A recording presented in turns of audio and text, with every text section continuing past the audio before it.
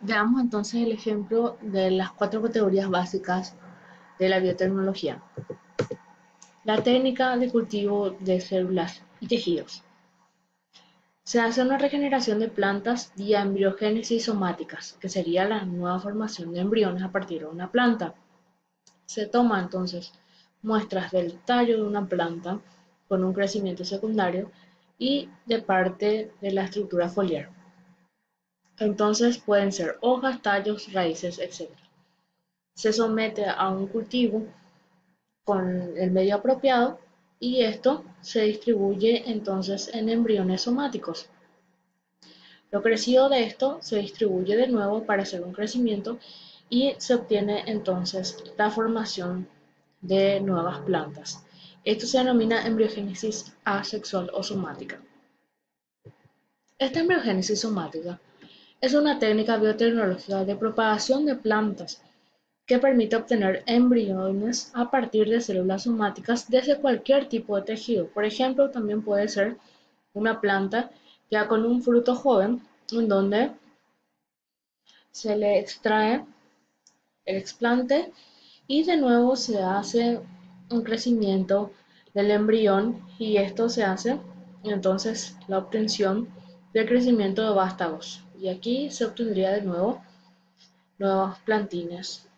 Entonces en esto más o menos consiste la técnica de cultivo de células y tejidos.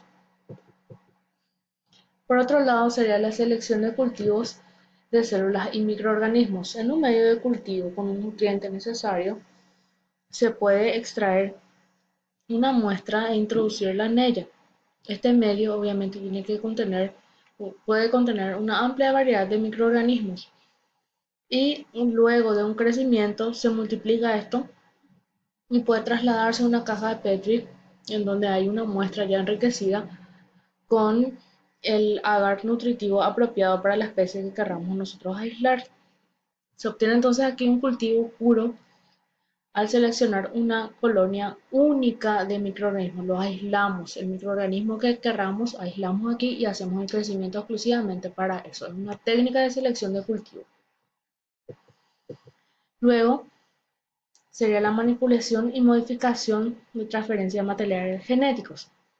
En este caso podemos tener parte de su ADN y lo combinamos con una enzima de restricción, por ejemplo, y esto hace que se introduzca el ADN modificado dentro del ADN original y se introduce a la célula de la planta cultivada.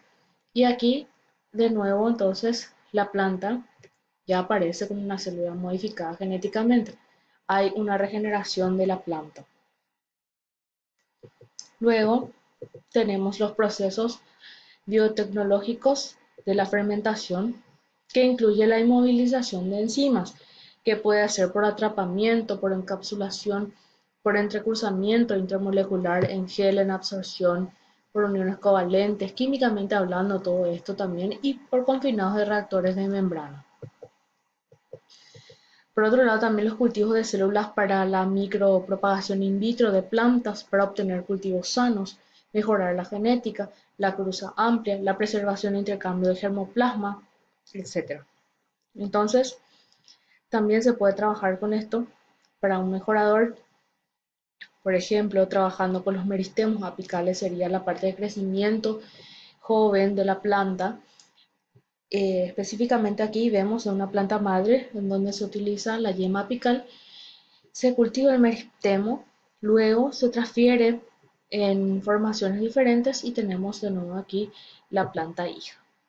Y también habla de germoplasma, que sería un material vegetal que se conserva, que tiene varios genes, o sea, el conjunto de genes que se transmiten a la reproducción, el genoma vegetal que no está genéticamente también modificada, de especies vegetales silvestres, y el material genético que puede hacer que perpetúe la especie, es decir, que sería como un banco de un sitio en donde están los genes intactos.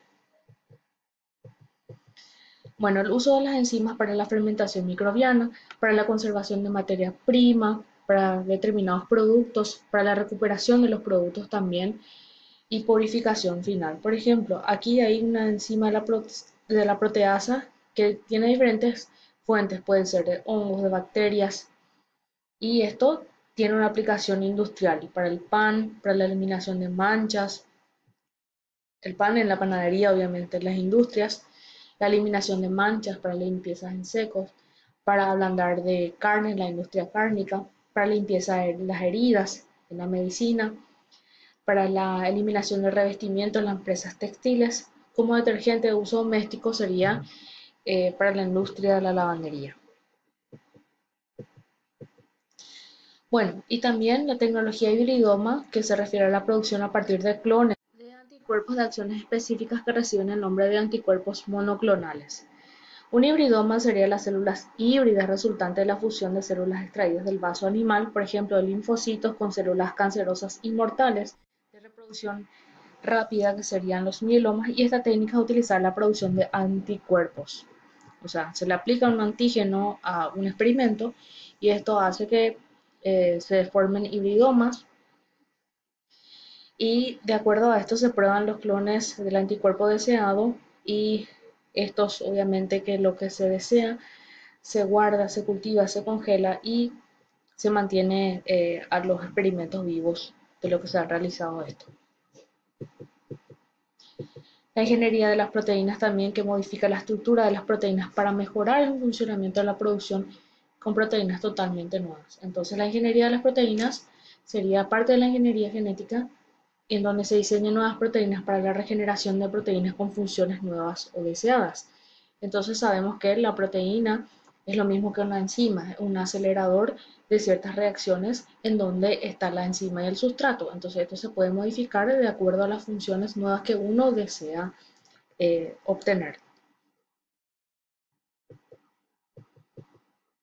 Bueno, y por sobre todo la ingeniería genética o la tecnología del ADN, en donde ya se utiliza un ADN híbrido para ciertos propósitos, para la elaboración de ciertos productos específicos, etc. Un híbrido sería entonces cuando un individuo desciende de dos progenitores que se diferencian en varios caracteres.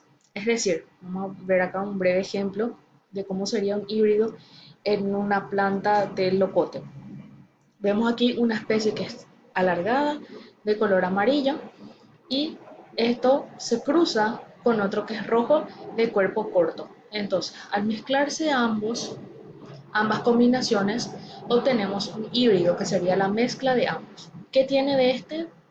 Del amarillo tiene el cuerpo, lo grande del amarillo y lo rojo de lo pequeño. Entonces aquí tenemos un híbrido. Y también la bioinformática, que se refiere a la técnica de utilización de proteínas en aparatos electrónicos, que ya se utilizan hoy en día biochips, etcétera, capaces de almacenar en su memoria y utilizarlo. Hay varios ejemplos. Por ejemplo, para clasificar un hongo, para saber de qué especie es, comparando una secuencia suya con otras, con pares de bases de datos para determinar si son similares, para visualizar las estructuras moleculares en 3 dimensiones, para la introducción al análisis de secuencias. Entonces también hay un biochip que se utiliza para esto, en donde se toma la muestra de material genético de un paciente, un experimento que se necesita en el chip, y entonces esto hace que se mezclen con el ADN y se eliminan los ADNs indeseados, y solamente los complementarios al chip son los que posteriormente pueden ser leídas en un escáner a través de una computadora.